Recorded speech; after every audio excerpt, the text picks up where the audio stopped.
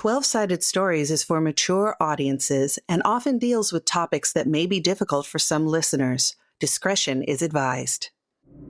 In Eversink, the Office of Book Retrieval has librarian agents tasked by the Triskadane to recover overdue books and collect fees. In some cases, offenders must be neutralized by the agents for stealing important tomes. These are their stories.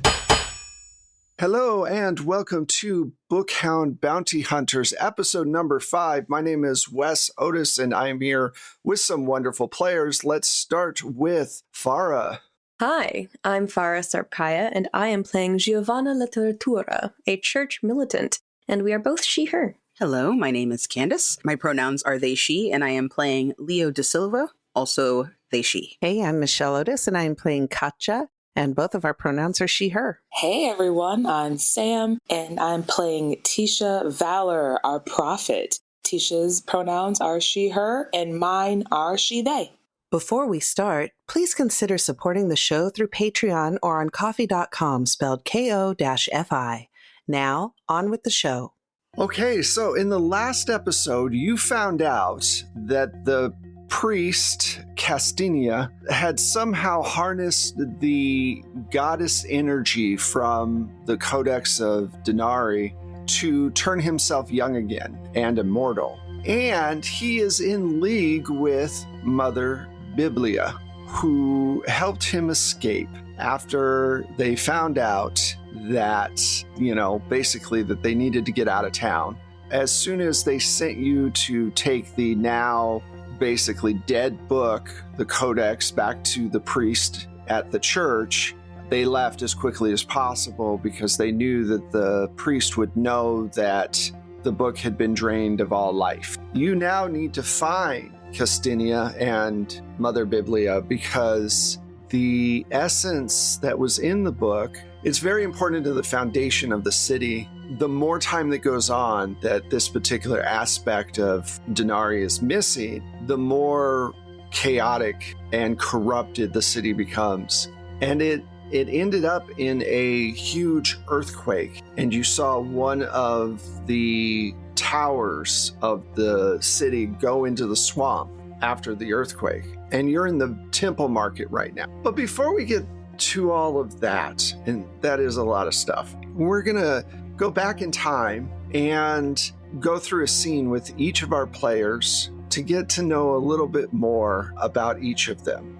All right, so we're gonna start with Leo. It's a dark night, about 15 years ago. You're a youngish teenager, probably 13, maybe 14. You're on the top of a roof. The moon is way up in the sky, and there are stars everywhere. And you hear the sounds of the city bubbling underneath you. And suddenly a rapier comes within an inch of your face.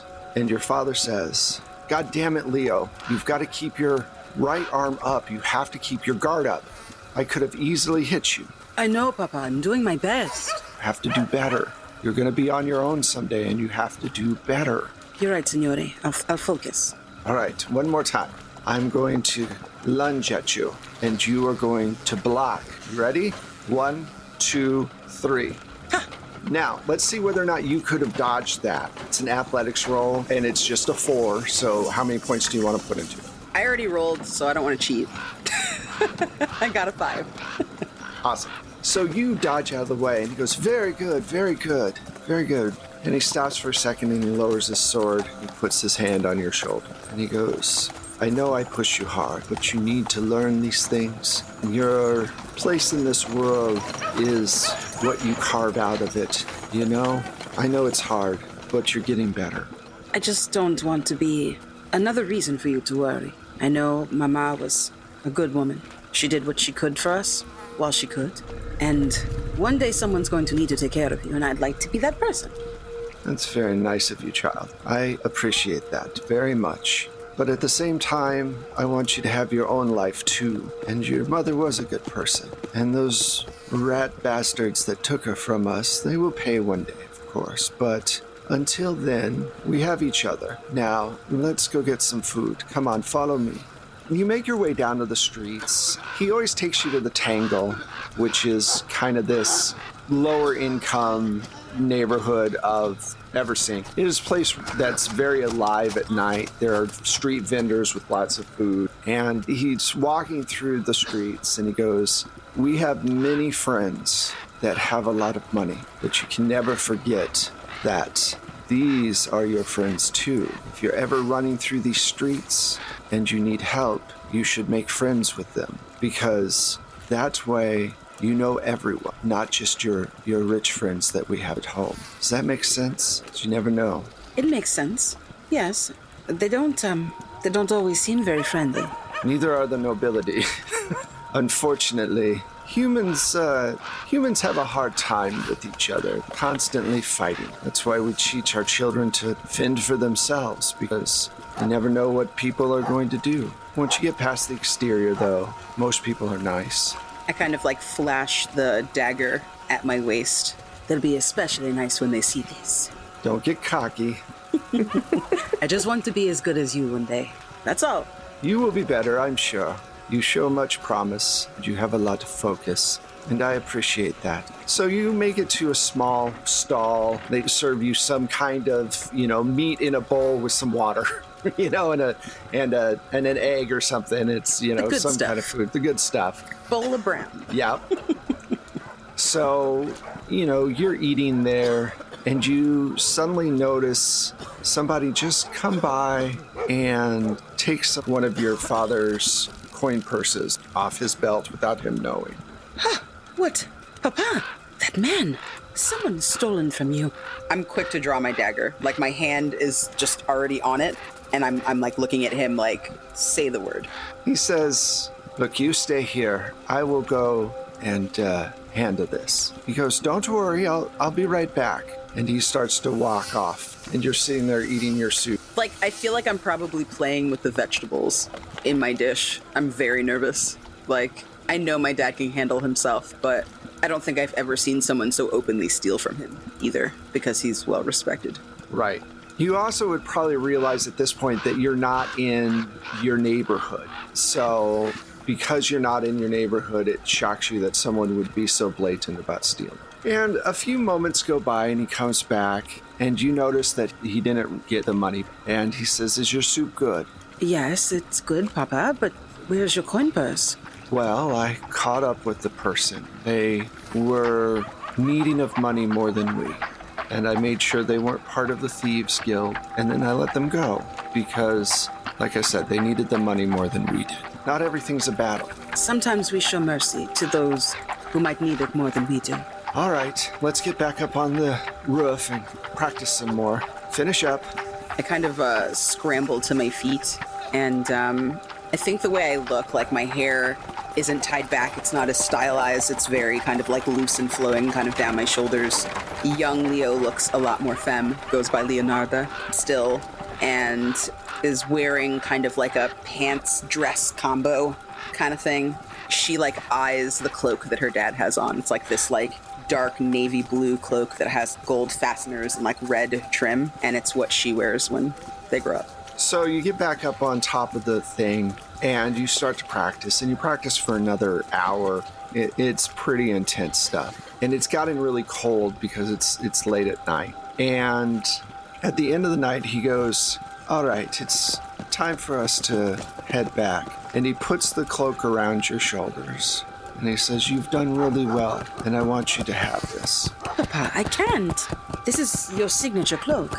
It is our family cloak. You are my child, so you get it now. I kind of like perk up and straighten my shoulders a little bit, and I do like a twirl to see if it like billows the same way for me. You've earned it. Now, let's go home. Hi, Papa.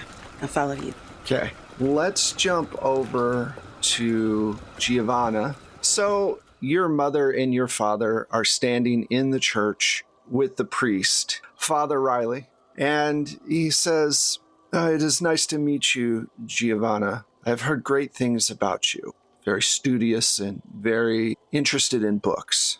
I am. I am very much, Father Riley. I'm very excited to be here. And your mother she looks visibly upset about this, kind of choking back. She's a good worker, and we know that she will do well in the church. And Riley says, well, we're going to train her to be a very special kind of, not priest, but she's going to help us retrieve books, actually. We have a new library that's opening up for the public, and her job will be to go and collect books from people. You know, maybe they're late, maybe there's a fee due, but it's a new thing. And her trainer, the person she's going to be working with, is Mother Biblia. And from the side door, almost on cue, walks out a tall woman in black leather from head to toe that looks more like an assassin than a librarian.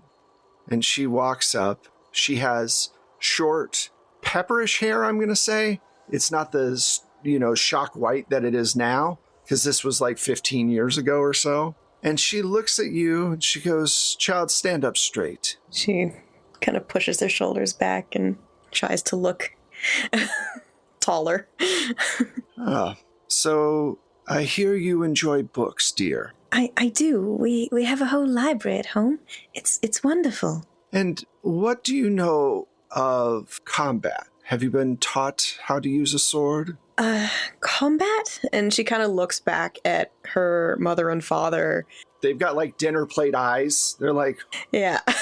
What the yeah, fuck? because she's dressed like a noble, hand-me-downs, but noble woman's kid. And she says, well, I've never really, my brothers are more, that, but I'm sure I could learn. stop being mealy-mouthed and just say what you're going to say, dear. Nobody likes stuttering like that for no reason. Say what you're going to say. Yes, ma'am. No, I've never, handled a... Dear, my eyes are up here, not on the floor. Look up. I feel like she's crying a little bit, but she doesn't, her eyes are crying, but she's she meets her eyes by, looking at the bridge of her nose, basically, and says, I've never handled a sword, but I'm sure I could. At that point, your father pipes up and goes, now, wait a second. When we agreed to this, it was just supposed to be simple jobs that she could do to help out around the church, not get into any combat or danger. And Mother Biblia turns swiftly towards him and has a very stern look on her face and goes, Sir, if you want your daughter to succeed in life, she's going to need to know how life works, not how it used to work when you had money. Now, if you'd like to take her back to your mansion, you can, or you can let me train her. And all three of the other adults kind of clam up really quickly. Your mother comes to you and gets down on one knee to look at you eye to eye. And she goes, Dear, I know this is a lot to ask. Your life is not going to be the same, but that might not be a bad thing. At the same time, I'm going to make the choice be yours. What do you want to do? Giovanna was looking... her eyes didn't move from when she was trying to make eye contact with Mother Biblia. And so she was kind of staring off into space, and then her eyes meet her mother's. And she says, I will do what I have to for the family, Mama. I can do it. I promise. She kisses you on the cheek and says, I know you can, dear. We love you, and you know where we are. We're not leaving. You can always come by and visit. You'll just get more food here. She just kind of nods, not trusting the fact that she's going to burst into tears if she tries talking. And with that, Mother Biblia turns around, takes you by the hand, and says, Don't worry, dear. I'm not all nails and concrete. Let's go. And she takes you out of the church back to the library. On the way out, I think I turn one last time to see my parents right before I go through the door. Your dad gives a little wave. As you're leaving, you get the sense of just how desperate and broken your parents are. They're doing what they have to do for their kid, which is what parents are supposed to do, but it is incredibly difficult. for them to be put in that position. So you go back to the library, and it very quickly becomes a training montage for the next few years of you learning how to use a sword. She has you clean pots all day long to build up your muscles and all of that stuff. And years go by. You've seen your parents a few times, holidays and things like that. But your mother comes by. You're much older now. You're probably 19. And she goes, "Sweetheart, your father's very ill. I need you to come with me." I think the first time we saw Giovanna, she was, as I said, kind of dressed like a noble person's daughter with long blonde hair that was finely braided as well as they could, a nice but conservative dress and so on.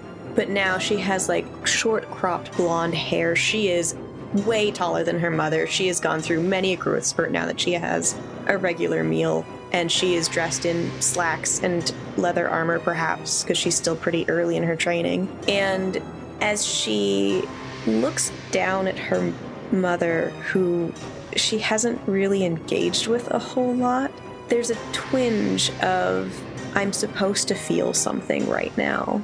But she feels very far removed, so instead of saying anything, she just nods and motions for her mother to go. Looking around to see if Mother Biblia is there to give her consent. Mother Biblia is. She goes, "It's important for you to see your father. You're a grown woman now. You no longer need my consent. You're trained and ready to do a job which you'll get paid well for. Whether you come back to this library is your choice, but you're always welcome to work here." I think I look at her a little confused and say, well, I'll be back shortly. We have training at 8 o'clock. We do. And remember what I said about being mealy-mouthed. You need to be more forceful with the way that you talk. People who are trying to evade us need to know that we are serious in our job. Yes, ma'am. See you soon. So your mother takes you back to the mansion that you grew up in. And here's what you notice right away. You haven't been back here since you were a little kid. They always took you to some other place whenever they met up with you. And now you can kind of tell why. Nothing's changed, except for maybe a little bit more decayed. You were under the impression when you went with Mother Biblia that the church would raise your family up, but all it seemed to have done is kept them at the same level that they were before. And you walk in, and your father is on like one of those long lounge chairs covered in blankets. And he looks up at you. He says, "Dear, it might be close to the end. I wanted to give you something. It's over there in the chest." I step over and open it. There is a small fortune of gold piled in the chest. And he says, "We've been saving this for you. It is the money the church has given us over the years. We wanted to make sure that you were taken care of. You made the sacrifice. You deserve this."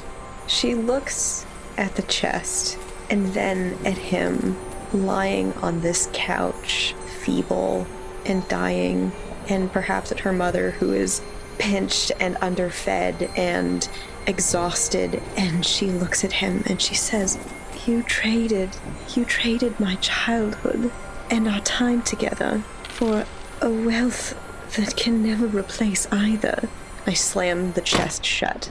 Your mother burst out in tears and says, "Darling, I'm sorry. It's not that simple. Had you stayed with us, we would not have that chest. You would not have anything. You would be underfed like we are. We had to make sure that you were fed and taken care of, and we couldn't do it ourselves." You cannot tell me in a city like this that the only way for you to make money was to sell your only child to a church that would teach her to... I feel I should say thank you for your sacrifice, but it doesn't feel like much of a sacrifice. We did what we thought was best. We must have been wrong. But at this point, it doesn't matter. You make choices, good or bad, and you have to live with them. And we're sorry for this choice. She steps towards her father and just looks at how different he looks now. She was, barely 5 feet tall when she started, and now she is a mountain of a woman, and he is nothing. She says, I cannot understand the choice that you made, and it is not for me to say that it was wrong, but I would trade that trunk for any amount of time with the two of you. I have changed so much from the person you knew once. Darling, we understand. Do you? Nothing's ever that easy or cut and dry. Can you be happy on empty stomachs? Yes, I guess you can be. But once we're gone, I want you to not have anything. Stability that you got from the church. Don't hold it against them. It wasn't their idea. We went to them because we wanted to provide you with a future. And if that was a mistake, we're sorry. But your father and I love you very much. We hope that you can forgive us. You say you love me very much, but how do you even know who I am anymore? And I turn and I leave the chest behind. All right, I think that's a good place to stop that particular scene. Cool. All right. We went from wholesome to... That was so beautiful. Wholesome? Any of that was wholesome? No, with Leo. Leo was wholesome. That was beautiful. It was beautiful. I feel like I've been jumped. Emotionally. No, that was like, oh my God. Sorry, I guess I should have warned you guys that this possibly could be emotional throughout this thing. Oh, this is real sad. And I'm sitting over here like... Well, I'm leaving you for last for a reason. I knew that. Damn it.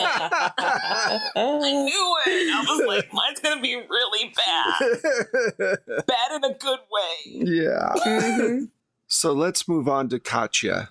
So it's late night in the Tangle, and you are running down one of the alleyways. You have a coin purse in your hand, and you slip into one of the safe rooms. And an older boy is standing there. He's probably 17. And he goes, "Did he buy it? Did he think that you were some destitute child? I saw him catch you." Of course he did. I have the purse, right? I wish we could have gotten that cloak he was wearing. Oh, it was beautiful, no? Yes. Maybe next time. I've seen them in the area before. Him and that other one, they always are fighting on the roofs for some reason. Yes, well, people have to train. You know how it is. True. Now, can I put on my shoes? My feet are freezing. Yes, here. Put them on. Let's see what you got. Ooh, we need to go to richer neighborhoods. This is good money.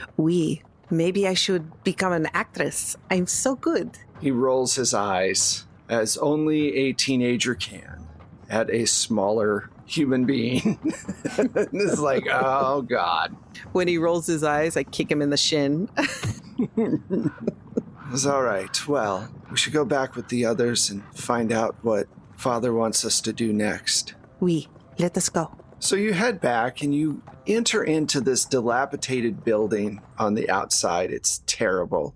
But the second you get past the second set of rooms, you see everything turn into beautiful wood, wonderful marble floors, hanging chandeliers, lots of money, dripping with just excess. And you walk in, and there's at least 20 other kids in this big room. Looks like a big circle. And there's a couple of stairways up. And there's a man standing there in very nice outfit, like the pantaloons and the whole 9 yards. But it's one of those situations where he's wearing the clothes, but he doesn't have the airs to do it. Does that make sense?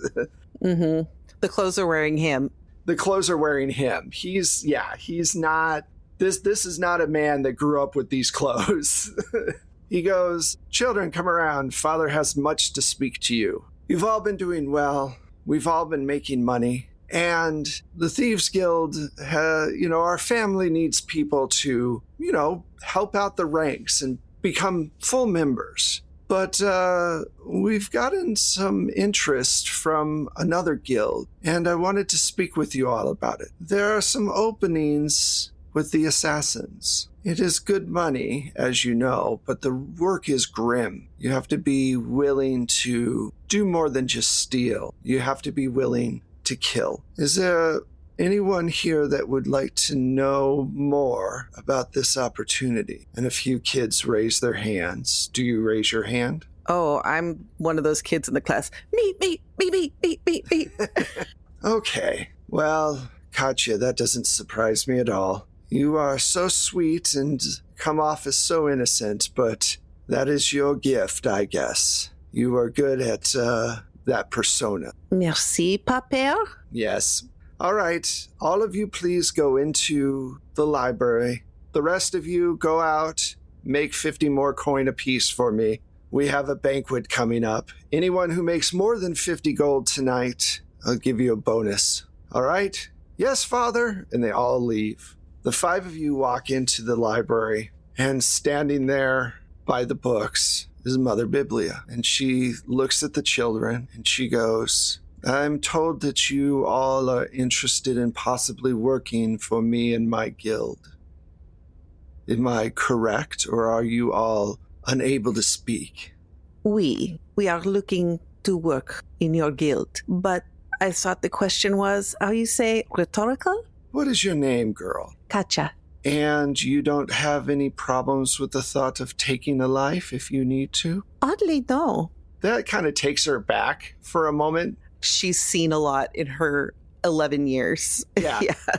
Yeah. She's Dickensian in her life or something, It was the best of times, it was the worst of times. So she pauses for a second, goes, all right, here is the deal. I have a bag of 200 gold. And the person, here's a knife for each of you. She hands out a dagger to each one of you. And she goes, it's a simple test of loyalty. You have to be loyal to me. You have to do what I say when I say, and you get paid well. So whoever is able to kill Father first will be accepted into the guild. Suddenly, Father turns completely white and goes, wait a minute, and starts to scramble back towards the door. Most of the kids are just standing there slack-jawed and, freaking out. And 2 of the kids start running towards him as he starts to try to get to the door. What do you want to do, Katya? That's a tough one. I want to trip the 2 kids. All right, give me an athletics roll. I will put 2 in, and that makes it a 7. All right, so you go up and just trip the 2 kids, and they fall flat on their faces. What do you do next? It's like, no, I've given you everything. I've taken care of you for years. How could you do this?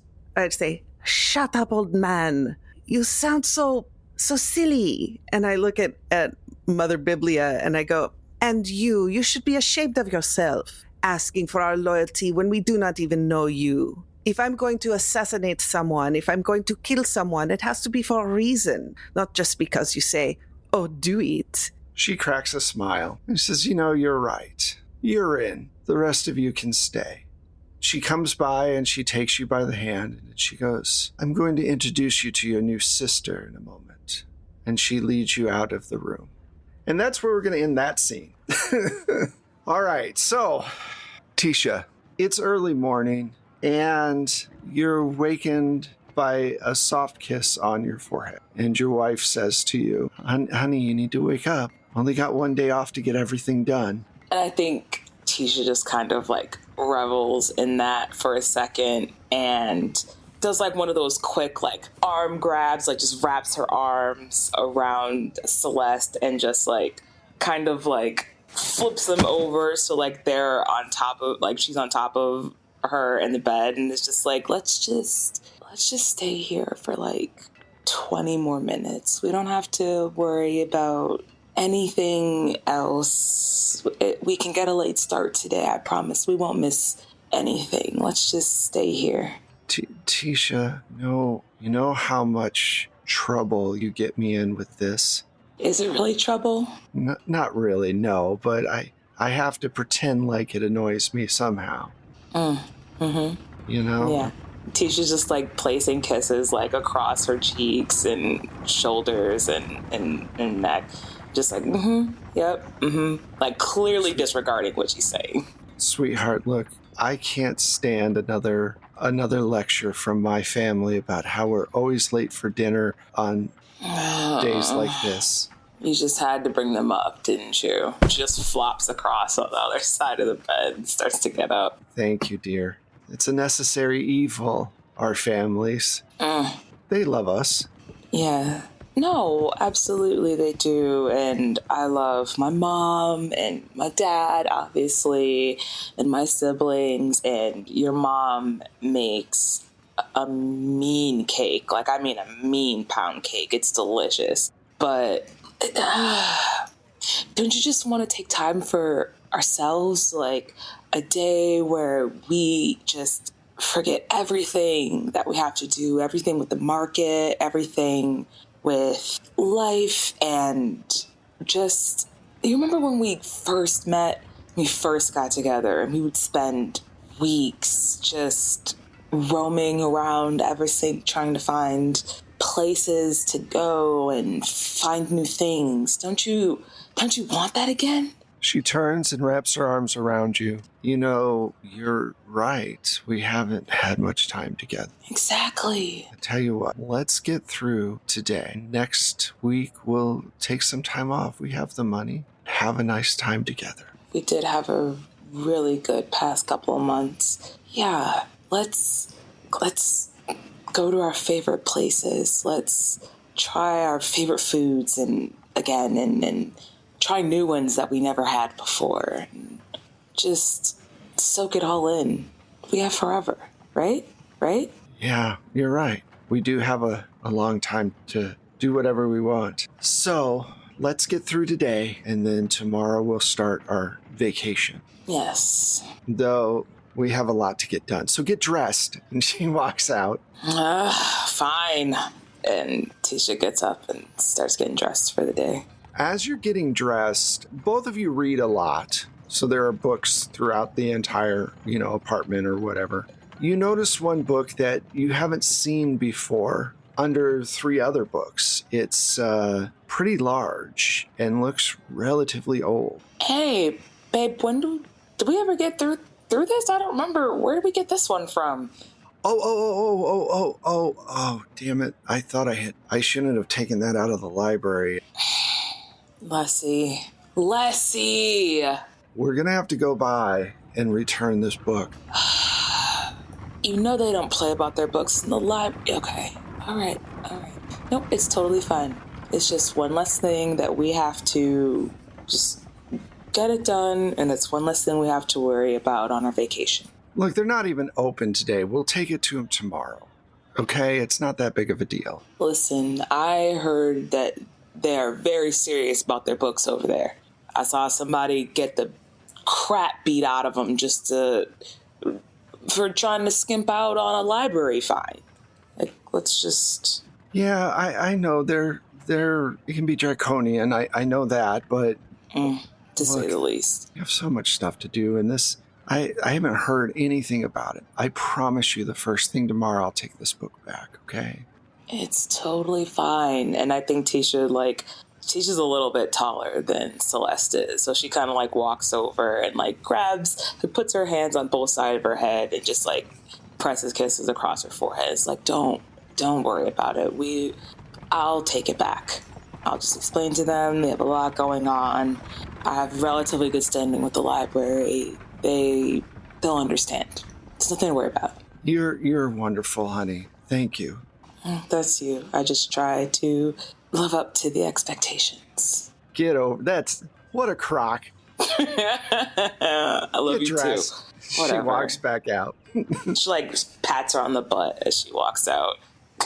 And you get dressed, and at some point you take the other 2 books off and you kind of look at it, and it's in a language you've never seen before, and it makes you really uneasy to look at it. You're wondering how Celeste was able to even read this book, but you can hear her singing in the next room as she's getting the food ready for the night's dinner, and you just put another book on top of it to hide it and walk out into the kitchen. Celeste turns to you and goes, okay, I'm all ready. You ready? Yeah, let's go.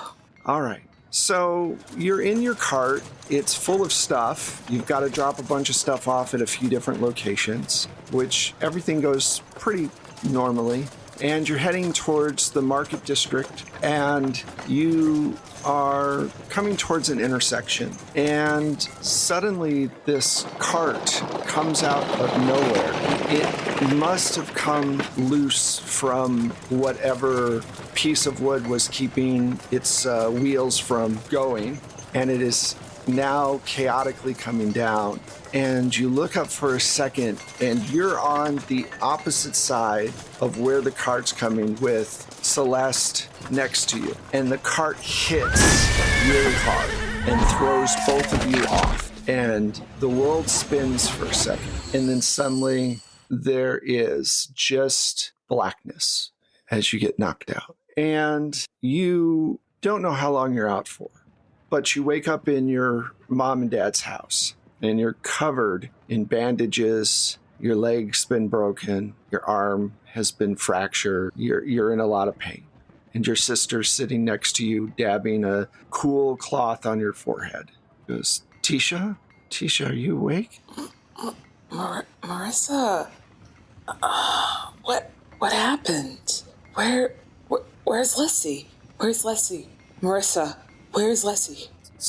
She didn't make it from the crash. It was a cart just freak accident. Marissa, that's so fucked up. Why would you play like that? I'm not being very serious. Just let me up, and I think No. Tisha tries Don't. to like. Yeah, and everything hurts at once. She goes, look, no, you got to stay still. Everything, all the sutures, everything else, you're in bad shape too.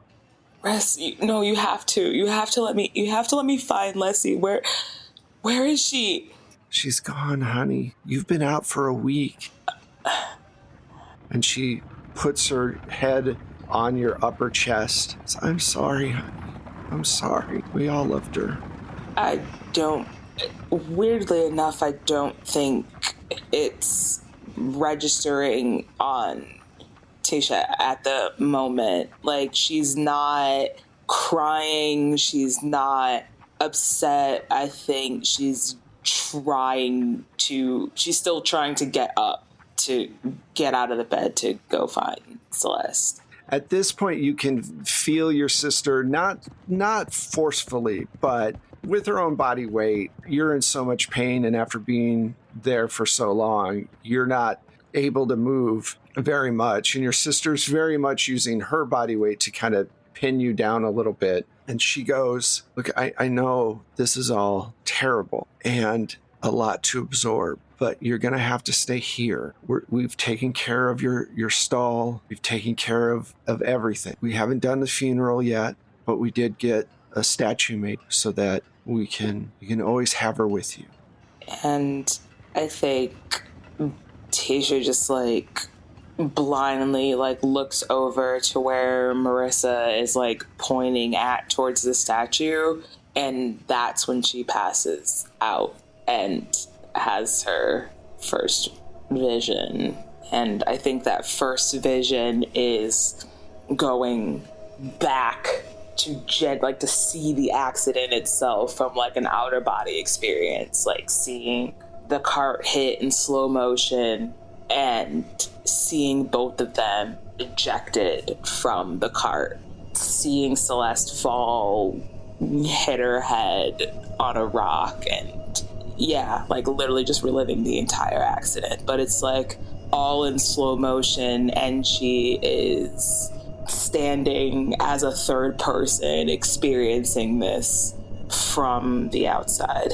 The other thing that you notice as you're watching this all, before the cart actually rolls down the hill, you see the cart from far away, and you see a person up on top of a roof and another person standing next to the cart, and one of them signals to the other, and you see them remove the block that is keeping the cart from rolling down the hill. And then you see the cart go, and the two run off into the city. I think Tisha is just like screaming, like at the top of her lungs, like going hoarse, just like trying to warn them of the cart that's coming their way. And it just, yeah. And it just keeps happening over and over again. It's the same vision until you wake up. So what I'd like to do is fast forward just a little bit to when you're a little bit more mobile, if you're okay with that. Okay. Your family takes care of you for another few weeks. It's been about 6 months since you had the cart accident with your wife, and your family has basically nursed you back to health, and you're finally back in your apartment. And it feels like just a shell at this point because it's been really rough, and you're still sore, moving a bit slow. And there's a knock on the door. I think Tisha for a second was just kind of sitting in her chair, which was adjacent to her wife's and her reading chair, and just lets whoever at the door continue to knock for a second. She doesn't get up to answer, doesn't really make a sound, just kind of is sitting in the chair. A few moments go by and there's another knock. I think after, when she clearly sees that the knocking is not going to stop, she'll, begrudgingly kind of get up and is that sore, stiff. You know how, when you fall, you take a real hard fall and you get up and it's everything's creaking, you're just slow moving. I think she still probably has, some bandages still from, deeper, gashes and stuff from the accident. And it's just making her way over, looks at the little peephole in the door. Tall, older woman in black leather. She has whitish hair. It's not completely white, but it's getting there. And it's down around her face. And she looks very, professional is the word that comes to mind. Just a professional person. Yeah. So you say that through the door, or? Yeah, she's starting to unlock it a bit. Doesn't open it all the way, just creak. Answers through the door. Hello, I am Mother Biblia. I am the head of the libraries in Eversink. I had heard about your tragedy. I'm very sorry to have to bother you. We had a very important book that was checked out by your wife, and I wanted to give. I'm hoping 6 months. I know that there is no good time for this, but I was hoping that I might be able to retrieve it real quick from you and maybe have a conversation with you as well. I was kind of hoping that maybe we could help each other. How could you possibly help me? A long time ago, I lost my son. He went off when he turned 18 and decided to fight for a baron that filled his head with a bunch of nonsense. And when I got the box back, I had to bury him and deal with the fact that he was never going to get older and we were never going to have any time together. And the thing that saved me was books and creating a community around the libraries and allowing the public to come in and enjoy the knowledge. So I've never lost a lover like you have, but I have lost a son. And, well, I think you should come work for me. I think it would do you good to meet new people and be out of this house and just have some room to breathe. Right now, all of this is still a lot, honestly. You feel free to look in the house and find whatever book you need, but right now I'm overwhelmed. I get it. Yeah, overwhelmed. Well, it's going to take time, definitely. She comes in and she goes, the offer's on the table. You take as much time as you want, and if you decide that you want to come and start something new, maybe a new chapter, I know, not my intention to do a book pun, you can always join up with us. And if not, I understand. Either way, if you ever need to talk, I'm always at the library. and there's always good tea being brewed. She walks in and then walks back out with the old book with the strange writing on it. She goes, "It's easy enough to find. Thank you so much. I appreciate it. This was an inconvenience. I know. It's never easy dealing with people when you're grieving. Thanks. If you decide to join us, I'll talk to you then. Door's always open." And then she heads out the door. I think Tisha closes the door and locks it and probably just breaks down crying all over again. Outside on a cart is Father Castinia, waiting for Mother Biblia to come down from Tisha's apartment. When she emerges from the building, she gets up on the cart. "Well, that went about as expected." Father turns to her and says, "Do you think she'll join us?" "No, not right away. It's going to take some time. Are you sure she has this gift?" Father Castinia turns and says, "Yes, I'm positive. I double-checked with my sorcerers just this weekend." Mother Biblia then says, "All right, we should get going. I think she'll turn towards us, and maybe she'll be useful. We could use her. It's always good to have someone that can see the future. I mean, as long as she doesn't figure out what we're doing. Don't worry, I've got spells that I can put in place before we put our plan into action. I'll block her from knowing the truth." And I think that's where we're going to stop this particular episode. Thank you all so much for playing. We hope that you enjoyed this little deep dive into each of these characters. I am hating Mother Biblia more and more. Every episode, every moment. I want her dead. Every single one. All right. So, thank you. You did what I was expecting, what I wanted. Hate her more. Thank you all so much. I had a really good time. I know these episodes can be intense, but I think they're fun as well. Thank you for listening. Let's find out where all of these wonderful people are. And since I had her go through her wife's death, we will start with Sam. Thanks for emotionally traumatizing me and then asking me to promote myself after. Hi, I'm Sam. That's Sam with 2 M's. You can find me on Twitter and Hive as well at Lust for Life. That's LUSTTFORLIFEEX. That is where you can keep up with me and all my shenanigans and tabletop going on when I'm not being emotionally devastated and when I am. So yeah, just find me, follow me there for all my cool stuff. I don't have words right now. Sam's personally reeling. I'll be back. I promise. Next person, please. Thank you. Okay. Hey, I'm Michelle, and I know I'm emotionally reeling, and it wasn't even my scene. Jeez. You can find me on Twitter, on Hive, and on Discord at Michulu. That's MICHULHU.